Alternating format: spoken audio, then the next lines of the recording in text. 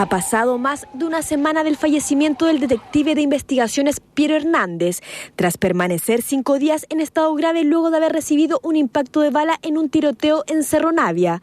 Enfrentamiento que no se pudo esclarecer hasta hoy, debido a que la PDI envió un comunicado en el que se estableció, de acuerdo a pericias realizadas por el Laboratorio de Criminalística, que el funcionario baleado resultó herido accidentalmente, producto de un proyectil balístico percutado por uno de los oficiales que participaba en el operativo. Resultados que, según la policía, no se pudo entregar antes, ya que las pericias se desarrollaron de acuerdo a la bala, objeto que se encontraba alojado en la cabeza de Hernández y que luego de su deceso se pudo extraer para luego ser analizada.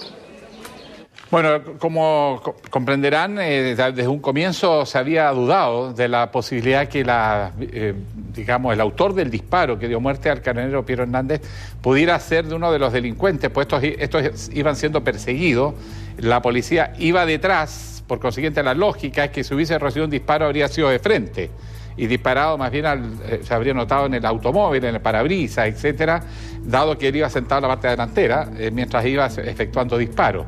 En el momento en que se produjo en un costado, y hay que verificar bien en qué costado fue, la policía siempre tuvo la sospecha que en realidad podía haber sido un accidente. Aparentemente, todos los indicios que la policía ha dado a conocer, de acuerdo ya a las pericias realizadas y terminadas, la hipótesis que ellos tuvieron a un comienzo fue efectivamente así. Incluso para resguardarse, y le informaron a la familia antes que era muy posible que eso fuera así. Ya, yo no había escuchado la versión de que podían ser ellos mismos. De hecho, una de las grandes interrogantes era de los detenidos que ellos estaban persiguiendo, cuál de ellos había percutado. Y la fiscal no podía determinar cuál de ellos era el que había percutado el disparo. Pero qué momento para la Policía de Investigaciones, todo lo que sucedió la semana pasada con 10 detenidos por una red de corrupción y narcotráfico. Ahora se conoce que un propio oficial le disparó accidentalmente, obvio, ¿no?, a su compañero de 22 años y le dio muerte. ¿Qué momento esos son errores para la policía operativos? O sea, hay que hacer un análisis más técnico. Vamos a conversar con Francisco Pulgar, criminalista experto del Servicio de Atención a Víctimas, que siempre nos colabora en estos casos, porque él había anticipado que dudaba que fuese de uno de los delincuentes. ¿Te acuerdas que lo dijo acá en el estudio por la forma del impacto? Bueno, Francisco, buenas tardes. Hola, buenas tardes. Bueno, tenías razón en tu hipótesis acerca de que era poco probable, por la naturaleza del disparo, lo que había trascendido, que el policía hubiese muerto por un disparo de los delincuentes. Fue efectivamente otro funcionario policial el que, sin querer, lo hirió de muerte. Claro, el tema resulta que cuando se producen heridas de carácter balístico, el tema de las trayectorias no es muy difícil de definir. Entonces, la herida que presentaba, en este caso el oficial de la PDI, lamentablemente falleció en el operativo, daba cuenta y daba a pensar que esta herida había sido producida por algún, digamos, bala amiga, por así decirlo. Sí, ahora aparentemente le dio en un costado, por lo tanto no le dio de frente. Eso sostenía la hipótesis. Pero el hecho que en un operativo se produzca una baja producto de la acción de otro policía, ¿habla de algún desempeño en el operativo mismo que pudo haber sido erróneo?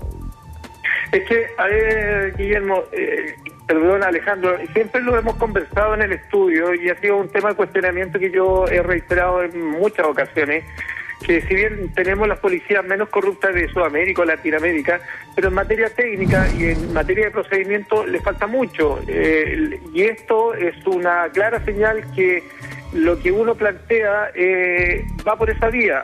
Los funcionarios no están preparados en un 100% para afrontar este tipo de situaciones ni este tipo de procedimientos. Y aquí tú te das cuenta de los errores que se generan en cuanto a cómo enfrentar una situación de crisis, en este caso en particular una persecución o intercambios de balas desde un vehículo en otro. Entonces el llamado, más allá de este mal momento que están pasando ambas policías, es que al personal se les capacite, sobre todo a aquellos que están en terreno constantemente y que están sujetos a este tipo de operativos.